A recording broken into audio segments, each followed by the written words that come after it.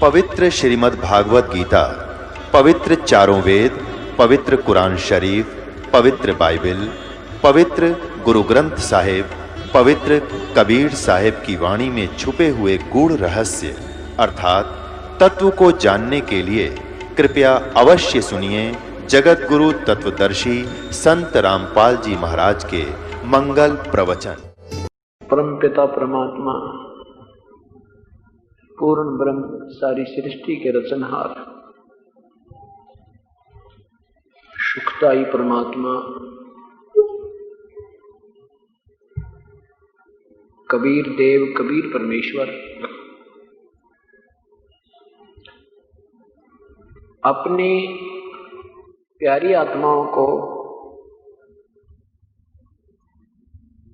अपना ही ज्ञान और अपने निज लोक सतलोक के विषय में ज्ञान कराने के लिए स्वयं ही आते हैं। काल भगवान ने, ज्योति निरंजन ब्रह्म प्रभु ने परमेश्वर की वास्तविक सत्ता को समाप्त कर रखा है, परमेश्वर के वास्तविक ज्ञान का अंत करवा दिया।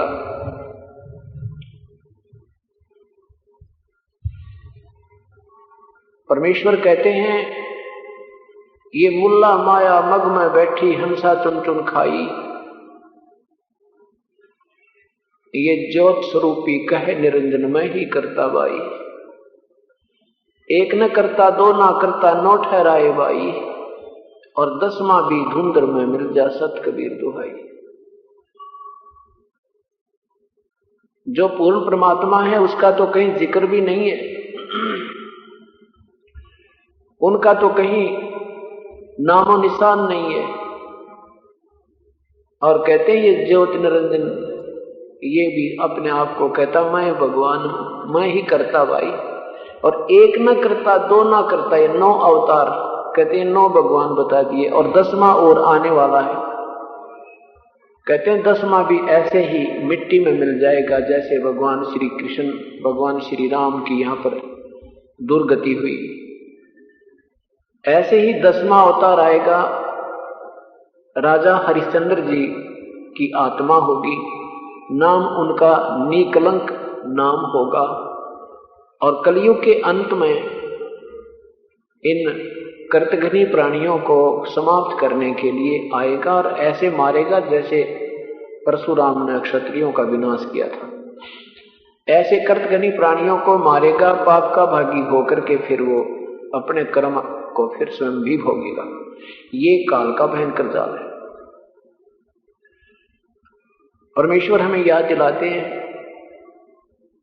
आप ही आते हैं, आप ही एक साधारण सी भाषा बोलकर सिंपल लैंग्वेज में अपनी महिमा आप ही सुनाते हैं। जब वो परमेश्वर आते हैं उसमें ये नादान संत जो काल के प्रेरित होते हैं, उनकी महिमा पिछले संस्कारवश बहुत हो जाती है, और वो परमात्मा को ना पहचान कर अपनी ही प्रभुता में चूर रहते हैं, और वास्तविक ज्ञान को स्वीकार ना करते हैं, अब नहीं करने देते हैं। अब ये कलयुग आया है, परमात्मा ने अपने उस वचन को निभाया है कि कलयुग में जीव जितने भी मेरी शरण में आ जाएंगे सबको पार कर दूंगा। कलयुग में भी बीच की पीढ़ी को पार करना है। प्रथम पीढ़ी अपने पूर्वज अशिक्षित थे, उसमें परमेश्वर आए थे, यही तत्व ज्ञान जो आज दास आपको बता रहा है यही बताया करते थे। लेकिन इन ऋषियों महर्षियों ने, नकली महर्षियों ने, इन कथित संतों और गुरुओं और महंतों ने परमात्मा का वास्तविक ज्ञान हमारे तक नहीं पहुंचने दिया, क्योंकि हमारे पूर्वज अशिक्षित थे। आज वही ज्ञान है, वही शास्त्र है, और वही भगवान है। आज सब शिक्षित हैं, अभी नकली गुरुओं संतों और महंतों के सबके पंजे उखड़ेंगे। समय लगे थे 2 वर्ष, लगे थे 10 वर्ष, ये सब मैदान छोड़ेंगे, क्योंकि आज कोई ऐसा कोई व्यक्ति नहीं है जो ये ना समझता हो कि बोलने वाले का क्या संकेत है, क्या इरादा है। जब तक हमें कोई तुलनात्मक ज्ञान नहीं मिलता तब तक तो विवशता होती है, और जब हमारे सामने दोनों आमने सामने होंगे, नकली नोट भी और असली नोट भी, तो पहचानते देर नहीं लगे। आज बहुत बुद्धिजीवी प्राणी हैं, ये मेर है प्रभु की, सब शिक्षित हैं, बहन बेटी भाई बुजुर्ग नौजवान बच्चे, और आज हम अपने परमात्मा को पहचान कर भक्ति करेंगे। इस मनुष्य शरीर का केवल ही मूल उद्देश्य परमात्मा पाना, आत्म के दान करवाना ही है। बाकी तो ये असंग जन्म हो गया, हमने जन्मते और मरते को और यही क्रिया करतों को, पैदा हो गए बच्चे, हम बच्चे थे, फिर परिवर्तन बड़े हुए, बड़े होकर शिक्षित शिक्षा ग्रहण करी या कोई अपना धंधा सुई पकड़ दिया, फिर बच्चे हो गए, शादी होगी, फिर बच्चे हो गए, फिर उनकी परवरिश, उनकी शादी, और फिर मृत्यु होगी। ये तो असंख्य जन्म हो गए, कभी पशु बने, कभी पक्षी बने, इसका तो कोई अंत ही नहीं। आज हम जिन वस्तुओं को अपनी मानते हैं, ये अपनी है नहीं। चाहे अपने पास एक मकान है, चाहे 2 मकान है, चाहे 4 मकान है, चाहे 20 एकड़ जमीन है, चाहे 2 दुकान है, चाहे कितनी बड़ी पोस्ट है, चाहे कितना सुंदर शरीर है, ये अपना नहीं है। और ये पता भी है अपने को कि ज्यादा समय अपने साथ नहीं है, और इसका ये भी कोई भरोसा नहीं कि ये कितने समय का अपने संग है। इस उद्देश्य को, इस विचार को मद्देनजर रखकर हम प्रभु को ज्यादा याद करेंगे, और जहां हम जाएंगे वहां फिर दोबारा मृत्यु नहीं होगी। वहां मनुष्य जैसा शरीर होगा अपना, जैसे हम स्वर्ग जाने की इच्छा करते थे, उस स्वर्ग से शंख गुना नील पद्म शंख गुना सुख उस सत्यलोक में है। वहां भी मनुष्य जैसे, यहां पर भी जैसे देव लोग रहते हैं, वहां भी देव आत्माएं हैं, यानी वो वास्तव में देव हैं। इनमें भी विकार हैं, इनके अंदर भी राग और द्वेष है, आपस में बहुत दुर्व्यवहार है, आपस में बहुत ईर्ष्या है, फिर भी वो देव हैं क्योंकि हमारे से कम है उनमें विकार। इस करके वहां जो देव होंगे सतलोक में, तो वहां निर्विकार होंगे और बिल्कुल अमर हो जाएंगे, अमर शरीर प्राप्त होगा।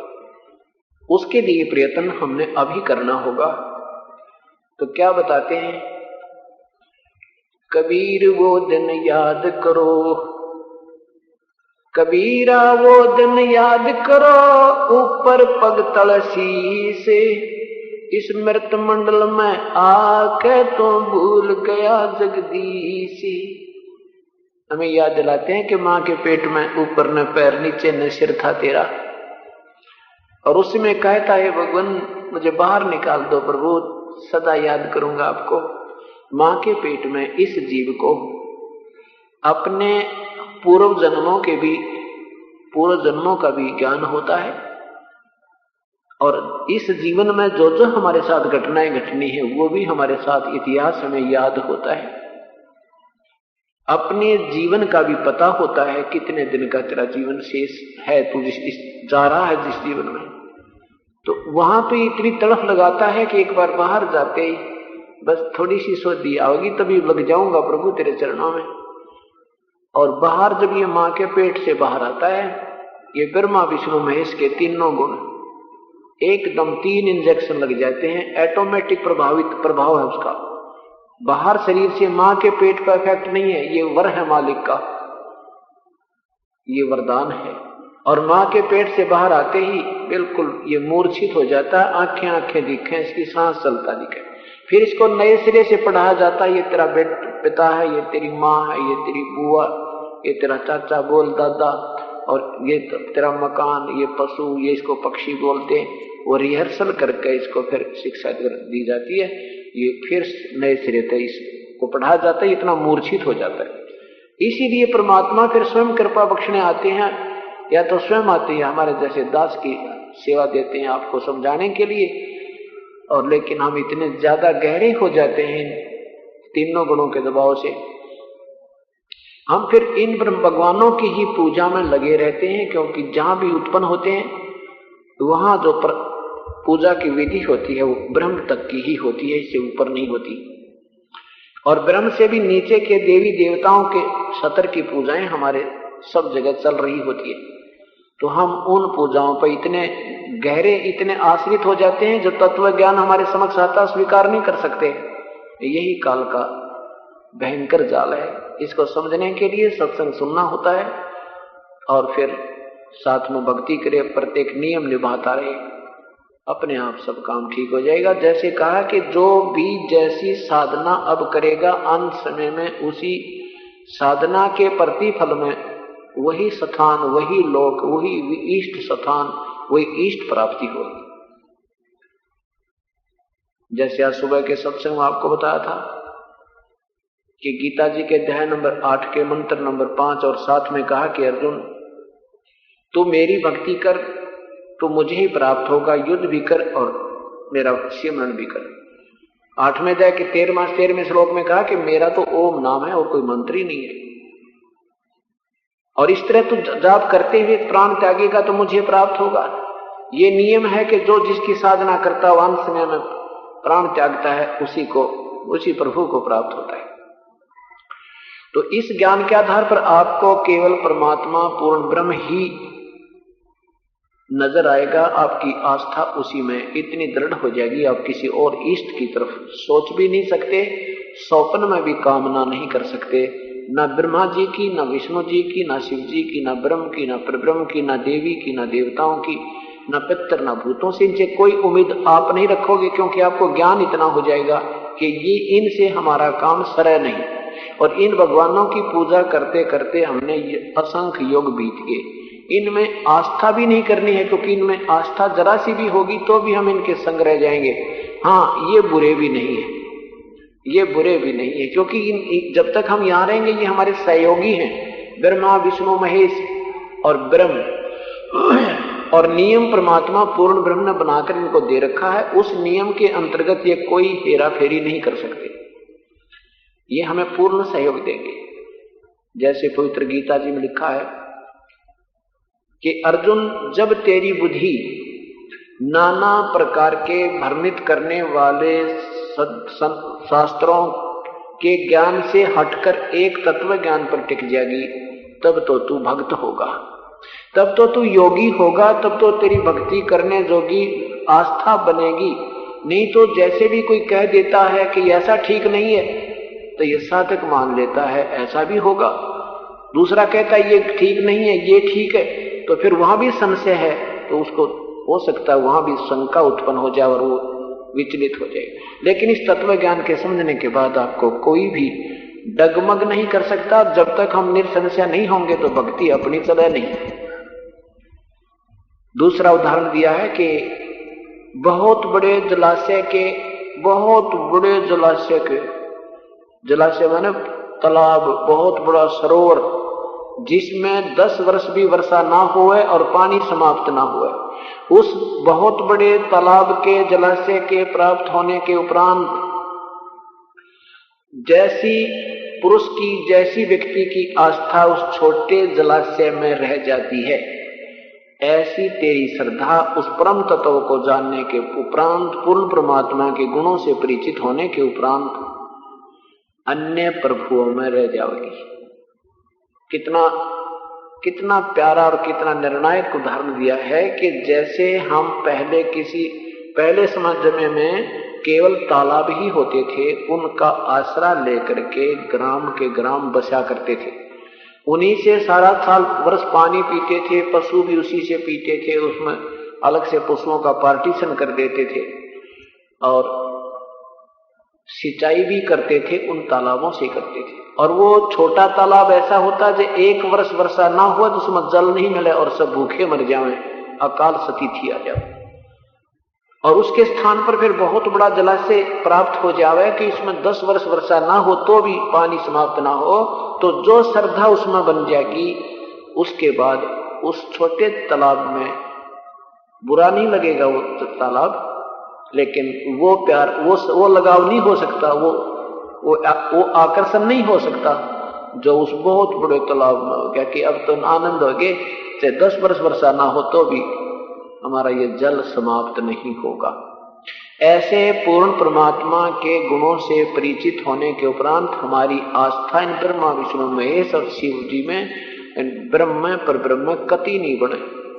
जब हमें ये पता लग जाए कि ये समर्थ हैं, इनकी साधना से जन्म मृत्यु सदा के लिए समाप्त होगी और वहां एक स्थायी जीवन प्राप्त होगा, तो फिर हम उस परम पिता के अतिरिक्त स्वप्न में भी किसी से कामना नहीं करेंगे। फिर हम पतिव्रता पद पर आ जाएंगे। और जब तक हम पतिव्रता पद पर नहीं आएंगे, परमात्मा मदद पूर्ण नहीं करेगा, वो तो आपका किया ही देगा। और जब हम इस तरह बिल्कुल एक परमात्मा पर आश्रित हो जाएंगे, फिर ये परमात्मा आपके पाप कर्मों में आग लगाने लगेगा, उनको समाप्त करेगा। इस प्रकार इस ज्ञान को समझना है। सेटिंग करवाई, ज्यादा तेज लगा है। तो हमें क्या बताते हैं प्रभु, थोड़ी ऊपर कर, क्या बताना चाहते हैं परमेश्वर कि उस दिन को याद करो, उस दिन को याद करो जब तुम मां के गर्भ में थे और तू ही तुत्कार थी और करता जप्पा जाप और बाहर आकर भूल गया, अब बहुत करत है पाप। साहेब से चितला ले रे मन गर्भ गुमानी, परमेश्वर से लगन लगा नादान। साहेब से चितला ले रे मन गर्भ गुमानी, नाभि कमल में नीर जमा तेरा दीना मैल बना। इस शरीर को नाना प्रकार से संबोधित किया संतों ने। इसको वस्त्र भी कहा है, शरीर को एक घड़ा भी कहा है, इसको एक महल भी कहा है, इसको पिंड भी कहा है। तो क्या कहते हैं कि नाभि कमल में नीर जमा, मां के गर्भ में, और एक पानी की बूंद से तेरा कितना सुंदर शरीर परमेश्वर ने तैयार कर दिया। और मां की नाभि से ही तेरी नाभि का कनेक्शन करके अंदर ही अंदर तेरी परवरिश कर दी। उस 9 महीने में भी परवरिश परमात्मा ने आपकी की थी। वहां ना माता थी, ना पिता था, ना कोई बहन थी, ना भाई था, ना कोई रसोई बनाने का कोई साजबाज था। वहां भी तेरे रक्षा की, तेरे शरीर की 9 महीने तुझे पाला पोसा, क्योंकि वहां तू प्रभु के अतिरिक्त कुछ याद नहीं करता था। मां के पेट में तू ही तुत्कार थी, तू करे था अजब पाजाब, बाहर आके भूल गया तू बहुत करत है पाप। नाभि कमल में नीर जमा तेरा दीना मैल बना। जब दांत, फिर कहते हैं दांत नहीं, जब दूध दिया था अमी महाराज खाए।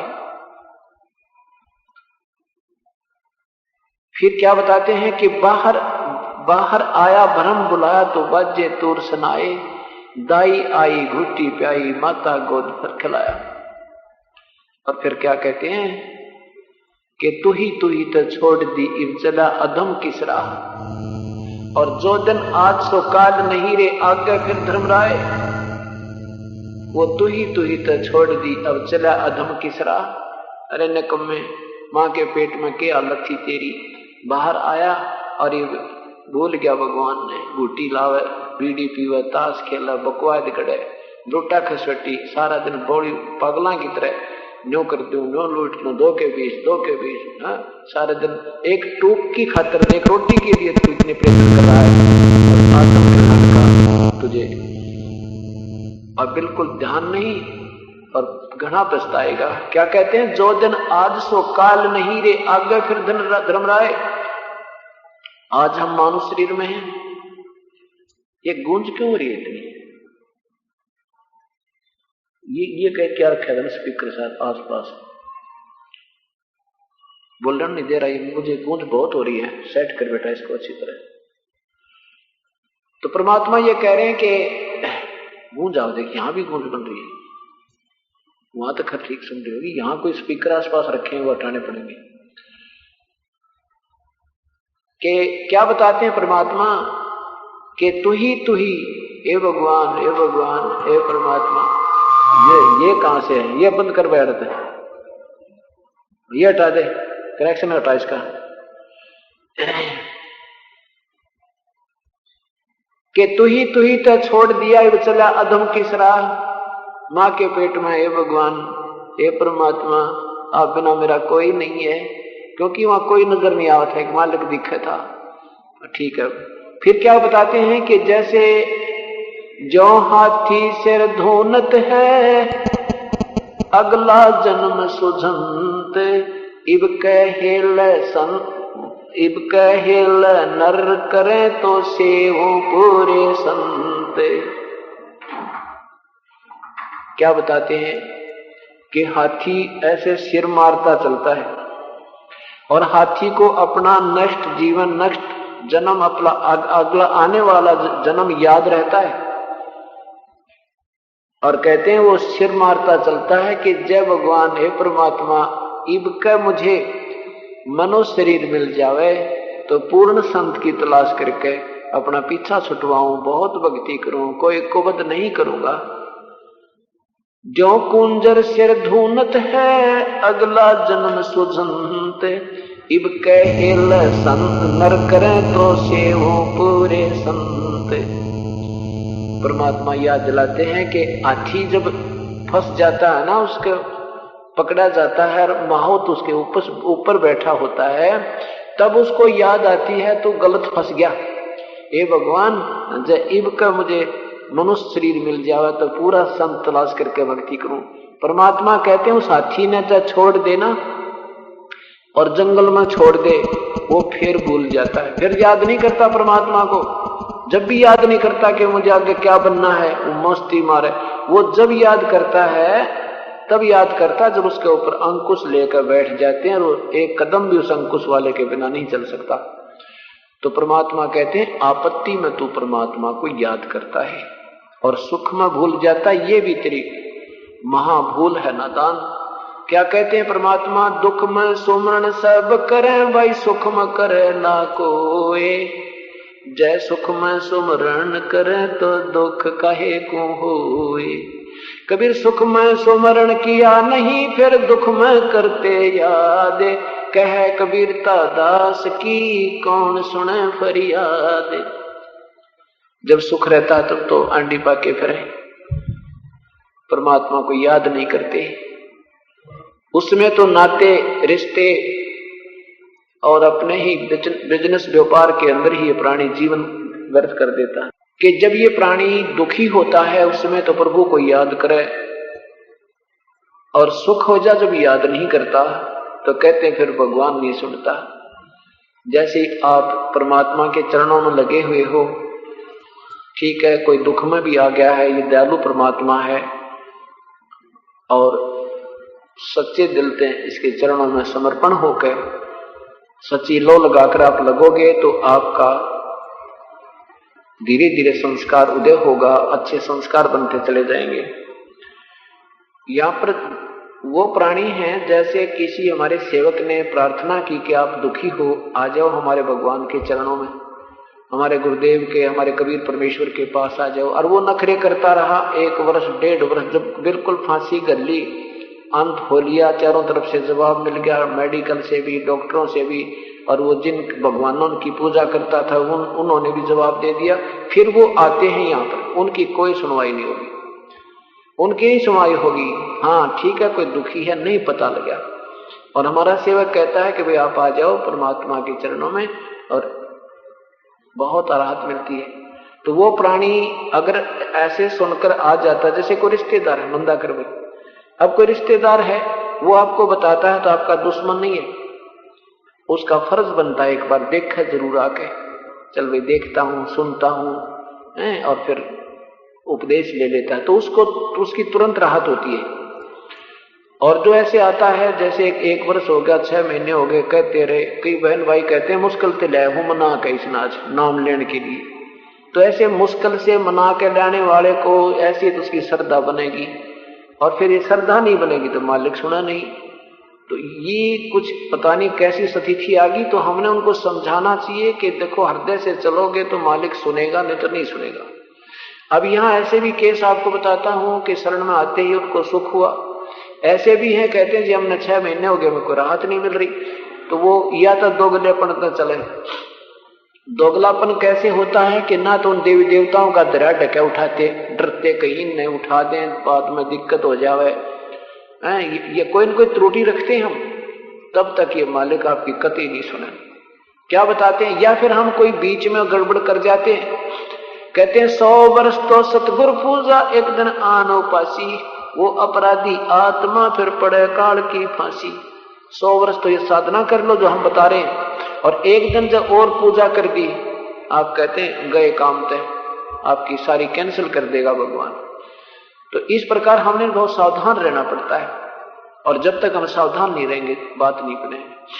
फिर क्या बताते हैं कि माई मसाणी सेठ शीतला भैरो भूतन मंत, जो इनकी पूजा करे है साहेब उनसे दूर है जो इनको पूजंत। माई मसाणी सेठ शीतला भैरो भूत हनुमंत, और परमात्मा इनसे दूर है जो इनको पूजंत। यानी इन पूजाओं से हमने हटना पड़ेगा और इनकी बिल्कुल आस्था नहीं रखनी है, तो परमात्मा हमारी सुनाई करेगा। तो क्या बताते हैं परमेश्वर कि ज्यादा सुख भी हो जाना आपके लिए अभिशाप बन जाएगा। आप आए हो, सच्चे दिल से प्रभु के चरणों में लगोगे, कुछ वर्षों के उपरांत आपको इतने सुख दे देगा, आपको वो दुख याद नहीं रहेंगे, हम कभी कष्ट भी था हमें, अब तो कष्ट गिने नहीं जाते, और फिर आप पर सुखों की गिनती नहीं होगी, और वो समय आपका बहुत ही सीरियस होगा। सुख ज्यादा हो जाना भी इस जीव के लिए बहुत भयंकर होता है। कैसे कि सुख होते ही आप देख लेना, जब भी आपको हर तरफ से सुख हो जाएगा, ना शरीर में कोई कष्ट नजर आओगा, ना घर में कोई हानि होगी, तो ये मन अवश्य कोई ना कोई बकवाद सूझेगी। और इसके ऊपर परमात्मा थोड़ा सा अंकुश रखता है, आप सत्कर रखना, हमने यहां से पार होना है। उसके लिए परमात्मा जो भी हमारे लिए दुख करे या हमें सुख दे, उसमें नो ऑब्जेक्शन हमारा होना चाहिए, कोई ऑब्जेक्शन नहीं होना चाहिए, समर्पण होना चाहिए, और हरदम ये रहना चाहिए कि परमात्मा जब आप जो कर रहे हो प्रभु अपने दास के हित में ही हो सकता है। पिता अपने पुत्र पुत्रियों के लिए कभी बुरा नहीं कर सकता। इस दृष्टिकोण से आप इसमें लगे रहिए, फिर देखना। क्या कहते हैं कबीर, सुख के माथे पत्थर पड़ो जो नाम हृदय से जावे, बलिहारी उस दुख के जो पल पल नाम रटावे। ए भगवान, इसे सुख के पत्थर लगो पड़ो, इसे सुख को आग लगो जिससे आपका नाम भूल जा, आपके नाम की भूल पड़ जाए। ऐसा सुख नहीं चाहिए हमें, और वो दुख भी हमें देते रहना प्रभु कि जिससे तेरी याद बनी रहे। उस सुख से वो दुख अच्छा जिससे तेरी याद बनी रहे, और ऐसा सुख ना दिए परमात्मा आपसे दूर हो जाऊं। तो इस उद्देश्य से परमात्मा आपको और आप ही के संस्कार का थोड़ा बहुत अगर शारीरिक या कोई वित्तीय कोई ऐसी स्थिति आपको महसूस भी होती है कि पूर्ण रूप से नहीं हो पा रही, तो फिर भी मालिक का ऑपरेशन ही समझना है। आप बालक को, नादान बच्चे हो, बिल्कुल आपको ज्ञान नहीं प्रभु के बारे में, कैसे ट्रीटमेंट करे। डॉक्टर के इलाज को मरीज नहीं जान सकता। अब जैसे आपने उपदेश लिया, उपदेश लेने के बाद आप पुण्य भी कर रहे हो, दान पाठ भी करवा रहे हो, सत्संग में आ भी रहे हो, श्रद्धा भी ठीक है, और फिर भी कोई ना कोई आपत्ति आप पर आ रही है। आप ये समझना कि जैसे डॉक्टर के पास एक सीरियस केस जाता है, वो पहले उस रोग का ट्रीटमेंट करेगा जो उसका जानलेवा होता है।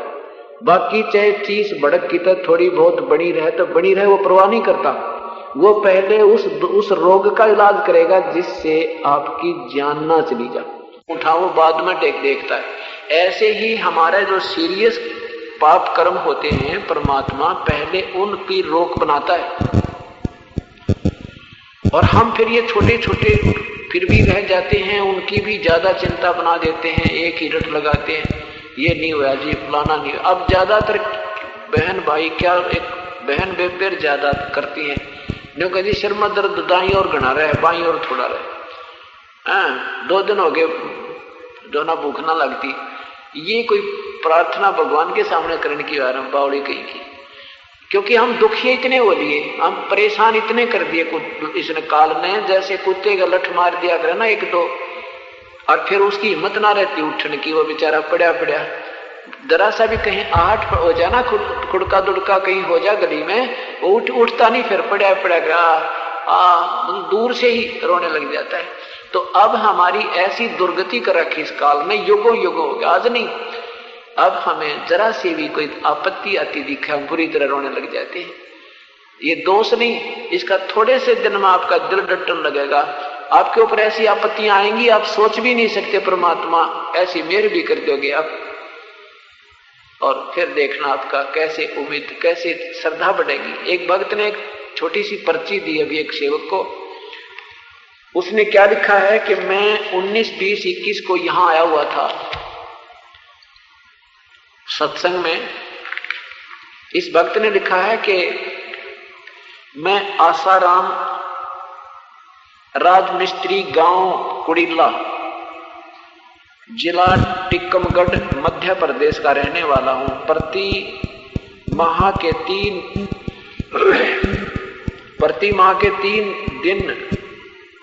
3 दिवस के सत्संग में आता हूं, टीकमगढ़ मध्य प्रदेश में। देखो उनके ऊपर मेर होया कर परमात्मा, जो ऐसे लगते हैं, कहां टीकमगढ़ मध्य प्रदेश है, हर महीने आना, फिर और किसके लिए परमात्मा फिर ऐसे हाथ रखेगा उस बच्चे के लिए, नीचे हाथ रखेगा, कैसे, कितना कमाल लिखा इस भक्त ने। कहते हैं कि 3 दिवसीय सत्संग में आता हूं, पिछली पूर्णिमा को 19, 20, 21 जुलाई को सत्संग में था। मैं सत्संग में था और घर पर मेरा बच्चा 7 वर्ष का कुएं में गिर गया। करीब 20 मिनट तक कुएं के अंदर डूबा रहा। फिर बाद में व्यक्ति पहुंचे, व्यक्तियों ने निकाला, सही सलामत मिला, और अब बच्चा खेल कूद रहा है, कोई दिक्कत नहीं आई। बोलो सतगुरुदेव की जय। अब बताओ, और ये वही होता, और बच्चा 2 मिनट में खत्म, 2 मिनट के बाद नहीं जी सकता बालक कुएं में पड़ा हुआ, और 20 मिनट डूबा रहा, 20 मिनट के बाद निकाला, और बच्चा कूदता हुआ खेलता फिर रहा, कोई दिक्कत कोई ना। तो इसको कहते हैं वो परमात्मा, चौपति भरता जमी पर जो धर है पावे, समर्थ झाड़ू देते है भाई ना कांटा लग जावे। अब चाहे कोई एक भैंस भी दूध ना देवे 2 दिन, और एक भैंस का थन भी चला जावे, तो परमात्मा उसको ना बचा कर, उसको ना ठीक करके लाल की जीवन रक्षा कर दी। तो हम इस दृष्टिकोण से सोचना है कि हमारे ऊपर कोई ऐसा भयंकर कष्ट आना है, मालिक उसको अवॉइड कर रहा है, थोड़ी बहुत ठूठा घर में रहती रहने दो उसको, लेकिन हम ढीले ओट छोड़ जाते हैं, हम परमात्मा में अश्रद्धा कर देते हैं, और अश्रद्धा होती है उसका हाथ उल्टा हो जाता है कि नादान इतना सत्संग सुन के और सारी जगह देख ले घूम कर जा किधर पृथ्वी पर ठिकाना पा जाता है, और फिर भी तू ऐसे नखरे करता है तो मालिक दूर हो जाता है। तो ऐसे जब ये बच्चा, ये भक्त यहां बैठा था, परमात्मा रक्षा करने के लिए वहां खड़ा था, अगर ये भी वहां होता, यहां नहीं आता था, ये खत्म, लाल नहीं था, बच्चा नहीं था। तो इसलिए यहां परमात्मा के चरणों में आना है, होता है जब ये घना रुखाड़ा होगा, हम नहीं रखवाली कर सकते। एक भक्त, एक बहन,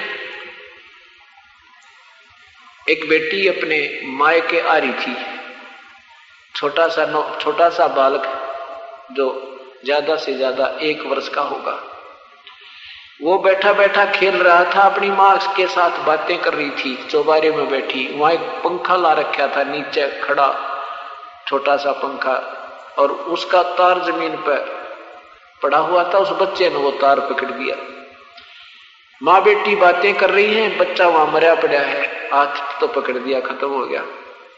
और जैसे एक मेरी छोटे से बालक ना लेकर आ रही थी, बोले जी 15 मिनट तक बिजली पकड़े रखे, इस बच्चे ने पकड़े रखा बिजली को, और जख्म हो रहे उस बालक के, नो बोली जी 1 घंटे में उसमें आया, कति ठीक हो गया। और नो हाथ जल रहा उस लड़के का अभी तक, वो ज्यादा से ज्यादा 1.5 वर्ष का बालक होगा, उसने उपदेश दे रखा था। तो ऐसे जब हम परमात्मा के चरणों में आते हैं, ये पाप ऐसे हमारे जो संस्कार होते हैं भयंकर, वो टलने लग जाते हैं और तभी परमेश्वर पर श्रद्धा बढ़ती है और सौ काम छोड़कर प्रभु के चरणों में आने को उमंग उठती है, एक हिलोर सी उठती है। यह भी जीव के बस की कोई ना, यह भी परमात्मा दया करता अपने बच्चे पे। और अंदर से जो जिन्होंने यहाँ आना होता है, 1 हफ्ते पहले चिंता बन जाती है, 10 दिन पहले। कभी तो कोई काम की सेटिंग करेगा, एम्प्लॉय जब छुट्टी की प्रार्थना पहले शुरू कर देगा, घर का सदस्य है घर वालों से पहले ही प्यार से बोल देगा, काम ने ज्यादा से ज्यादा करेगा, कहीं चलते समय ये बाधक ना बन जाए और मना कर दे। तो वो भी आपका जो समय है, जो आपका प्रयत्न है, वो भी भगवान के चरणों में हाजिरी लगे आपकी। तो इस प्रकार आपके शुभ संस्कार बढ़ रहे हैं। पहले पाप ही बढ़ रहे थे, अशुभ बढ़ रहे थे, अब जितने भी बढ़ रहे हैं शुभ बढ़ रहे हैं, अशुभ पर बैन लग गया। अब अशुभ आपके खत्म हो गए, क्योंकि जानबूझ के पाप हम करें नहीं और अनजाने में हुए कि अक्षमा परमात्मा करता है। अब हम नहीं करेंगे पाप, हमें पता लग गया कि हम किसी को आत्मा दुखाएंगे तो परमात्मा के अकाउंट में, वो बैड अकाउंट में लिख देगा और फिर ना जाने कित भयंकर चोट हमें लग जाएगी। देखो, अनजान बच्चे होते हैं, बिजली को का तार पकड़ दें, गड्ढे में गिर जाएं, सर्प को भी पकड़ देते हैं, क्योंकि उनको ज्ञान नहीं कि इसमें ये इतना भयंकर जानवर है और ऐसी भयंकर ये बिजली है, मर जाएगा, उसको ज्ञान नहीं। जब बच्चे को, जब वो सियाना हो जाता है, उसको ज्ञान हो जाता है कि सर्प की पूंछ पकड़ने, ये तो बहुत भयंकर जानवर है और बिजली बड़ी खतरनाक है, इसका हाथ नहीं लगना चाहिए, फिर वो बालक उनके निकट नहीं जाता, दूर से ही डरता है। ऐसे ही जब तक हमें प्रभु का संविधान का ज्ञान नहीं, तो हम ना जाने के बुराई कर दें और के पाप कर दिया करते, उसका फल भी हमें भोगना पड़ता था। अब हम सियाने हो गए हैं, अब नहीं कर सकते, हमारा हाथ उसकी तरफ जा ही नहीं सकता। इसलिए ये ज्ञान की आवश्यकता होगी कि आप परमात्मा से डरने लगोगे। आप किसी का बुरा नहीं कर सकते, आपका चाहे कोई कितना ही कर दियो, क्योंकि परमात्मा कहते हैं, कबीरा आप ठगाइए और न ठगिए कोई, आप ठगाए सुख होवेगा भाई और ठगे दुख होवे। हमने भी से कोई ठग लो, कोई दिक्कत नहीं, क्योंकि हमारे सिर पर समर्थ बैठे हैं और हमने कोई ठगे, हम किसी को नहीं ठगेंगे। हम आप ठगाएंगे, हमें कोई ठगन दे और हम किसी को लूटेंगे तो महा आत्मा दुख हो जाएगा, हमारी आत्मा कई दिन काल पावेगी और फिर उसका भयंकर परिणाम भोगना पड़ता है। एक भक्त बता रहे थे कि एक समय की बात है, एक परमात्मा का सेवक था, कबीर परमेश्वर का। इस ज्ञान को सुनकर के उसका बहुत दृढ़ विश्वास प्रभु पर हो चुका था। वो किसान था, उसके घर पर एक बैल था। कहते हैं एक चोर चोरी करता हुआ घूम रहा था, उसने देखा एक व्यक्ति सो रहा है, एक बैल बंध रहा है, वो उसके बैल को चुरा ले गया। बैल को चुरा ले गया। 1 वर्ष के बाद उसने फिर उधर चक्कर लगाया। जब वो पहुंचा तो उस किसान के पास 2 बैल थे, बहुत ही अच्छे, और वो सो रहा था उनके पास। वो चोर उन दोनों बैलों को खोल कर ले गया, चुरा ले गया। अगली बार दूसरी 1 वर्ष के बाद फिर उधर चक्कर लगाया तो उसके पास 4 बैल बंध रहे थे। वो किसान सो रहा था, उसके 4 बैल उसके उसी स्थान पर बंधे हुए थे और चोर ज्यों का त्यों कंगाल था। अब उस चोर ने देखा, भाई देख, मैं तो इसके 3 बैल खोल ले गया, मेरी बिरानमा टीनो कीनो, और इसके 4 बंद रहे। भगवान, ये के जादू है इसके पास। चोर से चोरी नहीं हुई, उसने वो किसान उठाया कि भाई एक बार खड़ा होना। किसान कहने लगे, हाँ क्या बात है भाई, कौन है तू, कहां से आया है, क्या काम है, क्यों मुझे सोने दे भाई, सारा दिन तो काम करता हूं, अब रात को सोने दे, कौन है। तने सोना है तो इधर सो जाए, चारपाई पड़ी। तो वो कहने लगा भाई मुझे ना नींद आती है, मेरी बात सुन ले, मैं चोर हूं और मैंने तेरा पहला बैल, एक बैल चुराया था वो भी मैंने चुराया था, और दूसरा भी मैंने चुराया तेरा, दो पहले, फिर दो और थे वो भी मैं चुरा कर ले गया। तो किसान बोला भाई फिर मुझे क्यों तंग कर है, ये चार बंदरे तू चारों ले जा भाई, मुझे सोने दे, विश्राम करने दे, सारा दिन काम करूं भाई, भगवान याद करूं दिन में। तो वो चोर कहता भी मेरे से चोरी नहीं हो रही, इसलिए मैं तुझे उठा रहा हूं। भाई यू कौन सा जादू तेरे पास है, मैं तेरे 3 बैल खोल कर ले गया था, चुरा कर ले गया था, अब मेरे पास 4 अन्य नहीं है और तेरे 4 बंदरे, भाई ये जादू क्या है तेरे पास, ये मंत्र मुझे भी बता दे। तो वो किसान खड़ा हुआ है ना, बोला भाई बात सुन ले, जो मंत्र मेरे पास है ना ये तेरे पे हो को ना यूं काम। चोर कहने लगा भाई मैं सारा काम तैयार हूं, जो तू कहेगा मैं वही कर दूंगा। तब उसने सारी कहानी बताई, भाई मैंने उपदेश ले रखा भगवान से, हमारे गुरुदेव से, और बेटा जे चोरी करने पे जब कोई सेठ हुआ तो कौन धंधा करे नादान, कहाँ कर गई तेरी, इस चोरी न छोड़, सब बुराई त्याग दे, तेरा कल्याण होगा, गुरुदेव से उपदेश दिला दूंगा। और फिर देखिए भाई कितना आनंद आएगा। चोरी करके ले जाता है, रात में नींद आती ना, दिन में तुझे आवे ना, कोई आता दिखा न दिखा हुआ आगी पुलिस, सारी रात और सारा दिन तेरी चैन चली जाती है, और जो चोरी करके ले जाता है वो पैसा तेरा बर्बाद होता है, भाग्य से ज्यादा बेटा नहीं रह सकता। और ये पाप तू करता है, ये तेरे बैड अकाउंट में, ये तेरे बुरे खाते में लिखे जाते हैं, ये तुझे भोगने पड़ेंगे भाई। अब इस प्रकार उन विचारों को सुनकर उसी दिन कसम खा ली उस चोर ने, और साधु हो गया, उपदेश ले लिया परमात्मा का और चोरी छोड़ दी। तो इसी प्रकार अगर हमें आपको कोई हानि करता है, करने दे उसको, और देखो कितने दिन करेगा, और फिर देखिए तमाशा उस परमेश्वर का। तो हम इतना सहनशील नहीं रहे, हम तुरंत ही घबरा जाते हैं, तुरंत ही बहुत ज्यादा हाय तौबा मचा देते हैं। तो इसलिए परमात्मा का वो जो ट्रीटमेंट है वो बीच में रुक जाता है। तो ये ज्ञान आपको धीरे धीरे होता चला जाएगा, कुछ दिनों के बाद देखना आप इतने निर्भर हो जाओगे परमात्मा पर, आपको कोई दूसरी चीज दिखाई नहीं देगी। तो क्या बताते हैं प्रभु कि मां के गर्भ में जब तू था परमात्मा को याद किया करता था, और बाहर आकर के तू इतना भूल गया भगवान को। प्रसंग चल रहा है कि जैसे छोटा मोटा कोई दिक्कत भी अपने को आ जाती है सत्संग में उपदेश लेने के बाद भी, फिर एक तो ये मन में धारणा रहनी चाहिए कि जब हमें इस परमेश्वर के चरणों में भी ऐसी कोई आपत्ति है तो फिर कहाँ ठिकाना था। प्रभु तेरे चरणों में ना होते तो ना जाने बहुत ही ज्यादा भयंकर कष्ट हमारे पर आना था। जैसे हमने कंबल ले रखा है, और कंबल ले रखा है फिर भी कोई सर्दी महसूस हो रही है, तो मन में ये नहीं आना चाहिए कि ये कंबल भी ले लिया फिर भी सर्दी क्यों लग रही है, कंबल उठा कर रख दो एक तरफ, कंबल का क्या फायदा हुआ। तो ये तो बालक करे या कोई शराबी कर सकता है।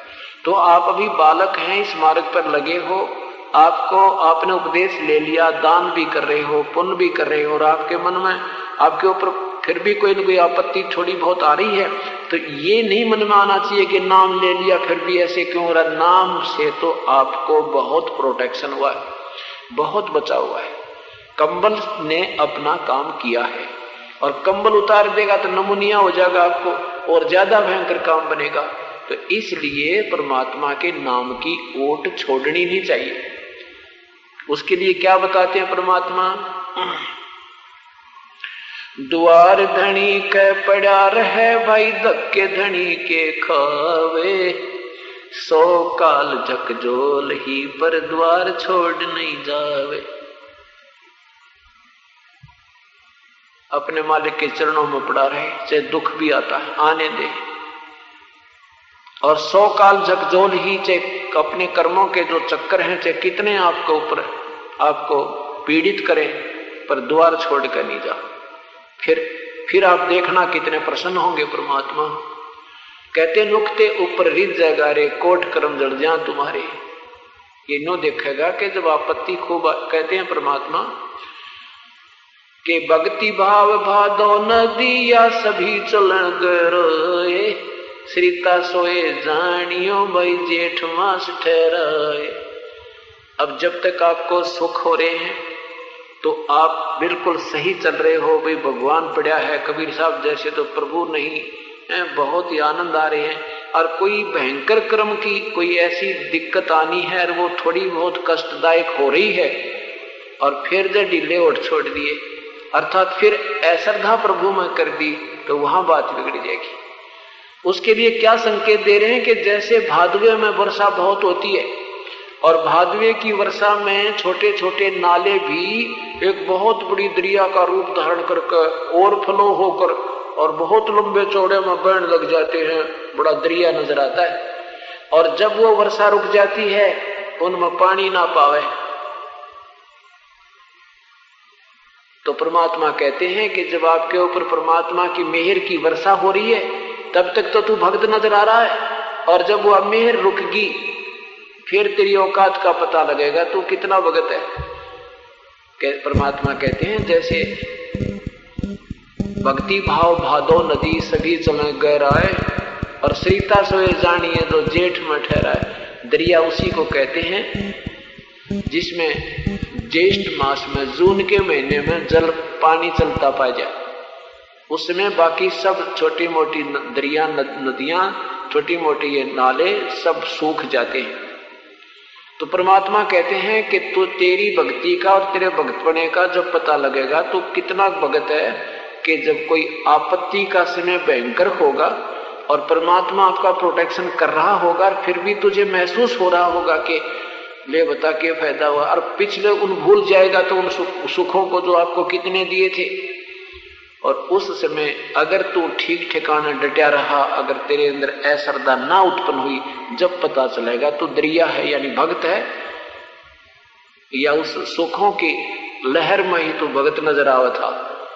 तो यहां परमात्मा कहते हैं भक्ति भाव भादो नदी ये सभी चले गहराए, श्रीता सोए जानियो भाई जेठ में ठहरावे। दरिया उसी को कहते हैं जेठ में पानी पा जाए, जून में पानी मिल जावे। तो ऐसे ही आपकी भक्ति का तभी परीक्षा होगी, आपके भक्तत्व का, कि जब कोई छोटी मोटी आपत्ति जो भयंकर होगी वो आएगी आपके ऊपर हल्की होकर, और उसमें भी जो अश्रद्धा होगी तो आप भक्त नहीं हो। इसलिए परमात्मा याद दिलाते हैं कि द्वार धनी के पड़ा रहे भाई धक्के धनी के खावे, 100 काल जक जो लही पर द्वार छोड़ ना जावे। और फिर देखियो कहते हैं फिर उसे पति भरता पद पर आ जाएंगे और उसको ऐसे हाथ पर रखेगा, जैसे अभी आपने उदाहरण सुना। भक्त यहाँ पर आया है कहाँ बताओ, दीमकगढ़, ये भगवान मध्य प्रदेश में, और हर महीने यहाँ आना। फिर किसके लिए रिकॉर्ड तोड़ेगा परमात्मा, किसके लिए अपना संविधान बदल देगा। ऐसे ऐसे हंसों के लिए बदले जाते हैं। और कोई न्यू नहीं भी यार क्रोथे में रह, 1 महीने में भी कदे कदे दर्शन करना हो तो, और फिर चलो जैसा करोगे वो तो देगा ही देगा, लेकिन ये एक्स्ट्रा बेनिफिट जो इस तरह का उनको देंगे जो समर्पण होंगे मालिक के ऊपर। ये पूर्ण परमात्मा है। और आपकी समझ में ये आ गया कि सचमुच भगवान है, तो फिर कहते समझा है तो सिर दर पारे बोर नहीं है ऐसा दाव।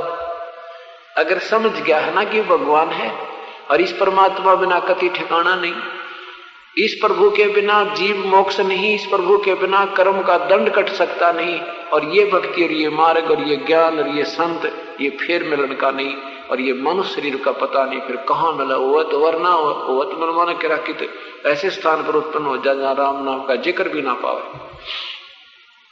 तो ये अगर तेरी समझ में आ गया है तो ईब स्पीड खींच दे।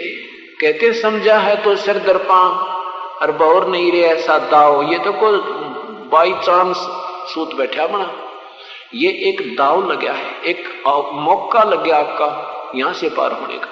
ये बार बार सूत नहीं बैठा करता। असंख्य युग बीत गए, कभी मालिक आए तो हम नहीं होंगे, और होंगे तो हम बकवादियां होंगे, जैसे आज कहने तो भी ना मानते, प्रत्यक्ष प्रमाण दिखा दिए तो भी नहीं समझ में आ रही, क्योंकि ये दो श्रद्धालुओं का ने ये नादान संतान बैठा दिया, इन्हें इतना गलत रंग चढ़ा दिया, इन पर ऐसे डरा दिए कि गुरु नहीं बदला करते, न्यू हो जाएगा, प्लान हो जाएगा। तो ऐसा ये काल का जाल ये टूट गया, ये बार बार नहीं टूटा करता, ये तो कोई समय दिया परमात्मा ने। जैसे एक उदाहरण दिया था एक भक्त ने, न्यू बोला जी परमात्मा कबीर साहब तो इतने समर्थ हैं, जैसे किसी ने घास बीज रखा था और उसके चारों तरफ बाढ़ कर रखी थी, और उसने खागड़ जोटे तोड़ दिया करे, फिर लुल्ली लंगड़ी लांडी बूची गाय भैंस भी और खूब चरा करती है। तो ऐसे परमात्मा ने या काल की बाढ़ तोड़ दी भक्ति वाली ना। इस भक्ति में हमने कौन आन दे, चारों तरफ रोक रखे थे, सब नकली संत बैठा रखे चारों तरफ। प्रभु तो कोई चार ईंट किसी ने लगा रखे ना, वो भी भगवान मान लिया हमने। और भगवान ब्रह्मा भी, भगवान विष्णु भी, भगवान शिव जी भी, भगवान हनुमान भी, गणेश भी भगवान, बाबा भी भगवान, और भी कोई जोड़ पर कोई शहीद हो रहा मर रहा बाबा वो भी भगवान, लेकिन कबीर भगवान नहीं। और साधना जो हमें अब मिली है ये है वो खेती, वो हमारा चारा जो था आत्मा का, ये यहाँ तक हमें आने ही नहीं दे रहा था। तो ये तो परमात्मा ने अब बाढ़ तोड़ दी काल की। अरे वो अपना सूत बैठ गया और भर का पेट अपना चलेंगे सतलोक में, ये बार बार नहीं हुआ करता। इसलिए परमात्मा कहते समझा है तो सिर दर पाओ, सिर पे पैर रखना बहुत तेज दौड़ना एक मुहारा होता है। समझा है तो सिर दर पाओ, बहर नहीं रे ऐसा दाओ। तो ये समझ में आ गया ना कि ये अब फिर सूत नहीं बैठेगा, रात को नींद आना बंद हो जाएगा। आपको सत्कर मानना। अभी तो आप बालक हो, ठीक हो, दो बात मांगने आते हो जी, घर में सुख हो जा, शरीर में सुख हो जा, ये तो मुफ्त में देगा आपको, ये तो रुंगे में मिलेगी। यहाँ पर रुंगे में आप सत्कर मान लेना। ये तो बाइट प्रोडक्ट है प्रभु का, भक्ति का। जैसे किसान गेहूं बीजता है, और गेहूं उद्देश्य तो उसका अपना बचाव के लिए होता, पेट भरने के लिए। उसके साथ तूड़ा, वो भूस, वो तो भूसा तो आप हो जाता है। ऐसे ही जो भक्ति हमने आपको दी है, ये पहले मंत्र 7 नाम और फिर ये 2 नाम, ये पहला जो मंत्र आपको दे रखा है ये तो भूस पहले आप होगा, और इसके बिना दूसरा मंत्र नहीं चल सकता।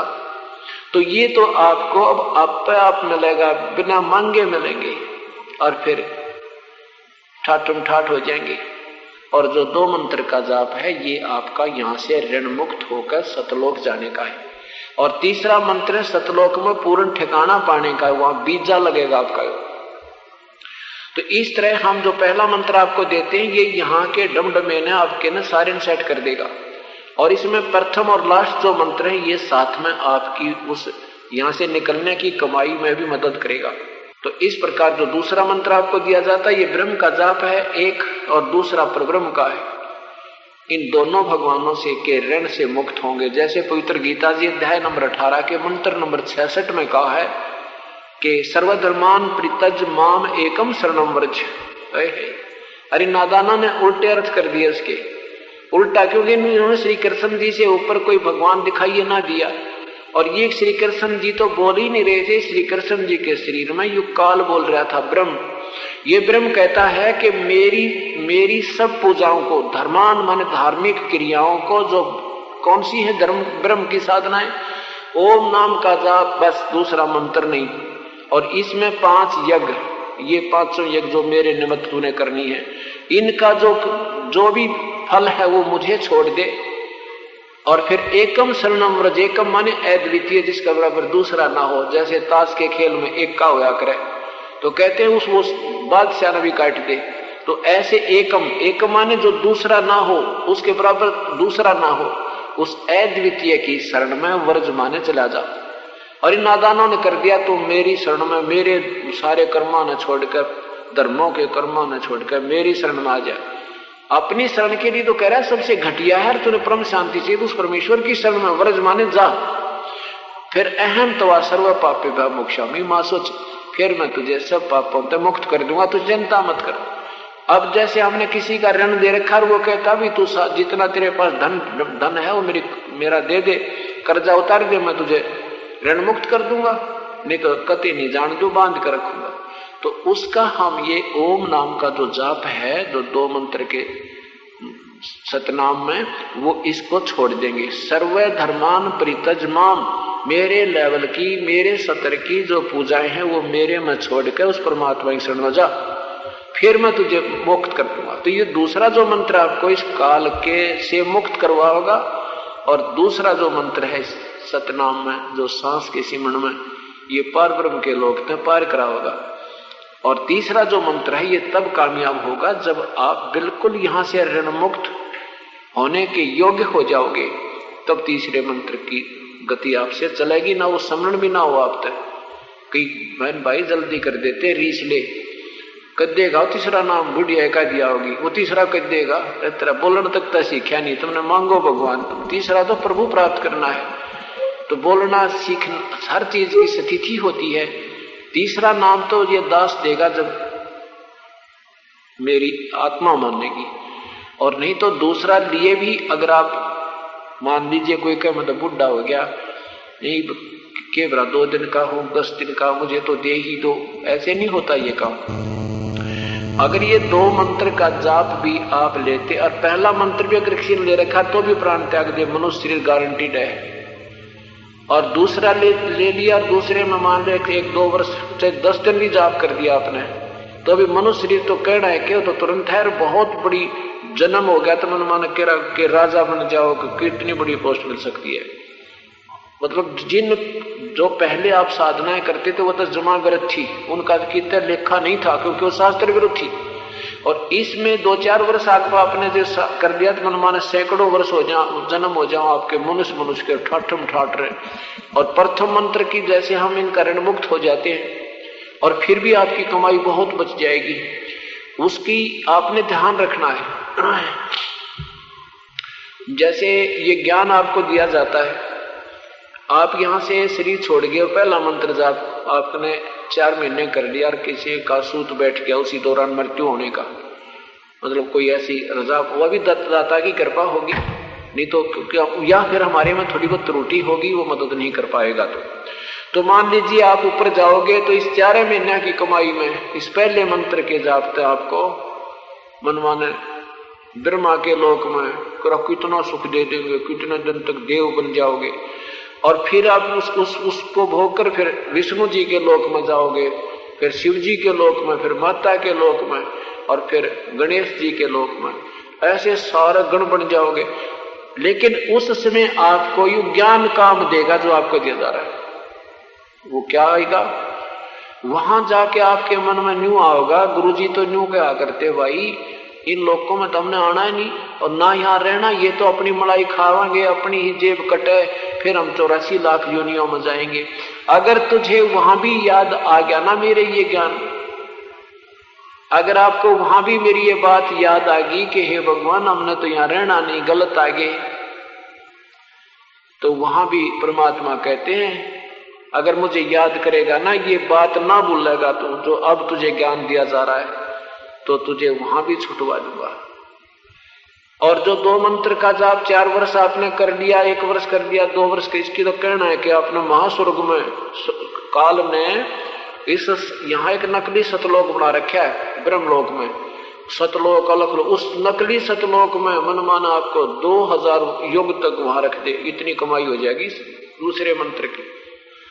अब कहने का भाव ये है कि वहां अगर तुझे याद आ गया कि तुम मृत्यु भी होगी, 4 वर्ष 5 वर्ष 2 वर्ष इसी साधना करके तेरा शरीर भी छूट गया, और वहां आपको बता दिया ये महास्वर्ग है, ठाठम ठाठ कर तो देव बना दिया, और तेरे याद आ गई ये कहानी, ये भगवान ये तो रेस्टोरेंट बताए थे गुरुजियों ने, ये स्वर्ग में नहीं रहना, ये तो हमारी ये पूंजी घटेगी, वहां भी जब तूने याद कर लिया मेरे को, तो वहां से भी छुटवा लाऊंगा तेरे को। क्या बताते हैं कबीर परमेश्वर, शिव मंडल ब्रह्मापुरी से विष्णु लोक में हो, हमरे गुण भूले नहीं तो आन छुटाऊं तो। शिव मंडल